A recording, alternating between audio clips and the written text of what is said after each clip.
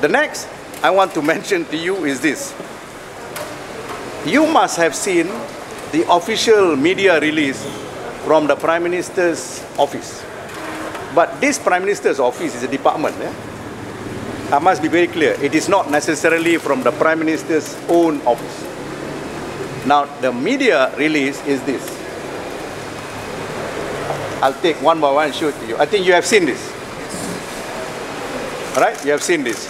Now, if you see this, you will realize this is dated 2nd February 2024, Friday, Jumat. You notice the dates and everything is all typed. One go, in one fashion, is typed. All right? But what is wrong with this document? This document say, diberikan pengurangan 50% bagi hukuman dan denda yang perlu dibayar, which is a very clumsy sentence. Not by the Yang di-Pertuan Agong, but by this department, whoever it is who drafted it, because somebody didn't do the arithmetic. 210 million, 50% is what? It's not 50 million.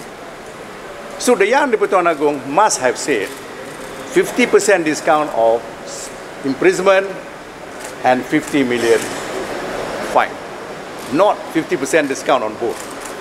Okay, so this is very clumsy. But the worst thing is this, that this document seems to suggest that it was the board, the pardons board, that decided the pardon, not the Yang di-Pertuan Agong.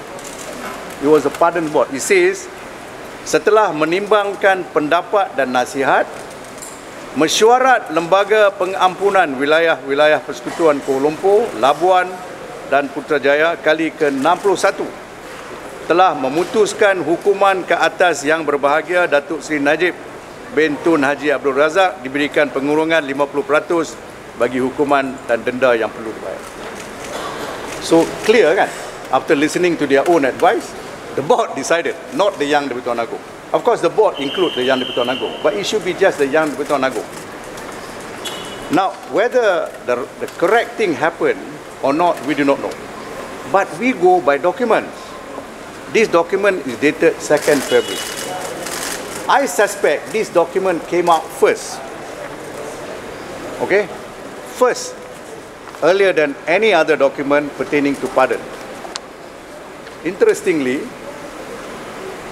I don't think you have seen this because my client received this because she is a person affected. Have you seen this document? No. Okay. This is a document that is signed by the Yang di-Pertuan Agong. Dulu Yang Maha Mulia, Yang di-Pertuan Agong, sign it, first page. But as usual, the royalty, especially the top royalty, will sign at the top. They never sign at the bottom. And there is a seal. Now, the announcement is made by somebody called Yang Berhormat Dr. Zaliha Mustafa, who is the menteri dalam Jabatan Perdana Menteri Wilayah Persekutuan. So he was the menteri of wilayah. Now, they must have realized this is wrong. Okay, this announcement was wrong. So they corrected it. They now say, after all the preamble, they now say that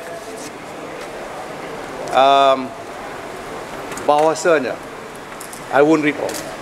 Lembaga Pengampunan bagi Wilayah-Wilayah Persekutuan Kuala Lumpur, Labuan dan Putrajaya kali ke-61 melalui Perkara 42 di bawah Perlembagaan Persekutuan pada 29 Januari 2024 menimbang hukuman banduan dan menasihatkan Seri Paduka Baginda. Now they talk about advisory. Yang di-Pertuan Agong supaya banduan Datuk Seri Muhammad Najib bin Tun Haji Abdul Razak meneruskan baki hukuman. Okay? Then they say this. It's very odd.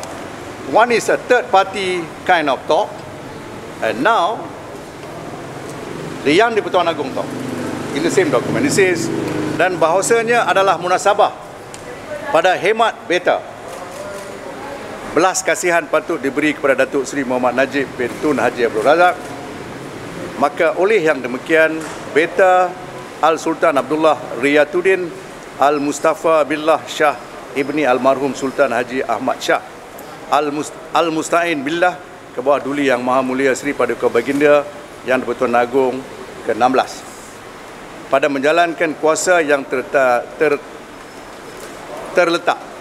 pada Beta oleh perkara 42 Perlembagaan Persekutuan dan semua kuasa lain yang membolehkan bagi maksud itu adalah dengan ini memerintahkan bahawa Datuk Seri Najib dibebaskan pada tarikh pembebasan awal iaitu 23 Ogos 2028 dan denda dikurangkan kepada RM50,000. There is no 50% lagi lah.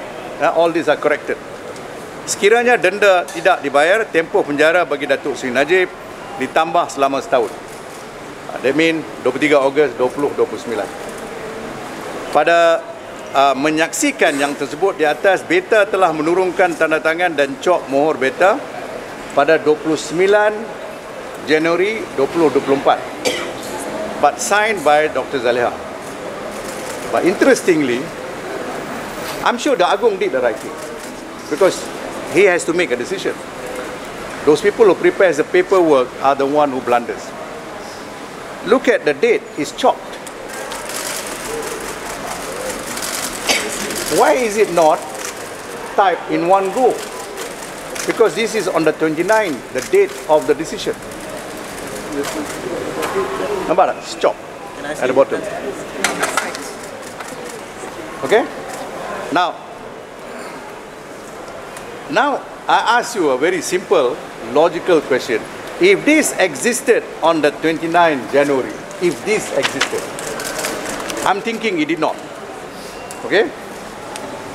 How could a blunder be made on the 2nd of February? If you have this, how did you blunder this?